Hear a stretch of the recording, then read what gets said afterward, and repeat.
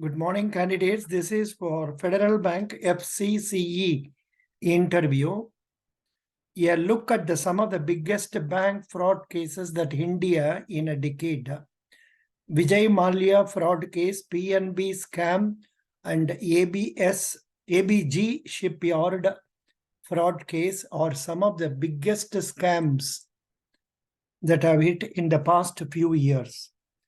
The Central Bureau of Investigation this week, this is reported as on December 25, 2022, arrested Mrs. Chanda Kochar and her husband, Deepak Kochar, in relation to the rupees 3,000 crore Videocon group loan scam.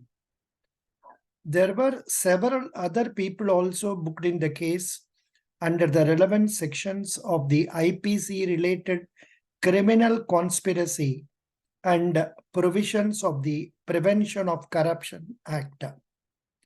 Here we take a look at the top 10 bank fraud cases that hit India in the past 10 years. The first one given is Vijay Mallya fraud case. The king of good times, as Mallya was known as, he is one of the biggest offenders when it comes to bank fraud. The businessman is now bankrupt. The Kingfisher Airlines owes more than 10,000 crore to several banks, with SBI, PNB and IDBI all loaning him money. Mallya fled India in the early 2016 out of the original loan of 6,900 crore to Kingfisher. SBI had lent Mallya 1,600 crore. The Punjab National Bank had 800 crores, IDBI 650 crores, and Bank of Baroda had 550 crore. The banks had approached a Special Prevention of Money Laundering Act court, which allowed them to sell certain real estate properties and securities belonging to Mallya to recover loans turned bad. The Indian government is trying to get Mallya to be extradited from the United Kingdom to India to face criminal proceedings. Punjab National Bank scam was touted as India's biggest at rupees 11,400 crore, and the main accused were jeweler Nirav Modi, Mehul Chokshi, and Nishant Modi, then Ami Modi and others, including some PNB staff. The scam involved letters of undertaking fraudulently issued by a junior official at the bank to get short-term loans from overseas bank branches, to pay sellers, and the transactions never registered with the bank, where officials also did not notice the fraud.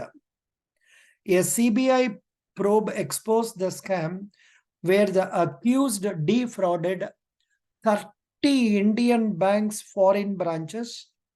Modi Choksi fled India a couple of days before the scam was made public. Modi, who was in prison in London, had recently appealed against his extradition, which has been denied. Third one, Winsome Diamonds Bank fraud. Businessman Jatin Mehta's Winsome Diamonds fraudulently acquired letters of undertaking from Indian banks, and the fraud was caught for the first time in the year 2014. Mehta and his wife Sonia and their sons Vipul and Surajit fled India and have left a loan default amounting to almost 7,000 crore. Over 10 cases have been filed against Mehta. ABG shipyard fraud case. The CBI charged ABG Shipyard Limited, its former chairman and managing director Rishi Kamlesh Agarwal, Santhanam Muthuswamy, then Ashwini Kumar, Ravi Vimal Nivetia, Sushil Kumar Agarwal, and another firm, ABG International Private Limited, for embezzling rupees 22,842 crore from SBI and 27 other lenders. The loan account was named as a non-performing asset in July 2016 and the fraud was detected in 2019. Kanishk Gold Bank fraud. Kanishk Gold Private Limited was charged by CBI for allegedly cheating 14 banks led by SBI out of rupees 824 crore.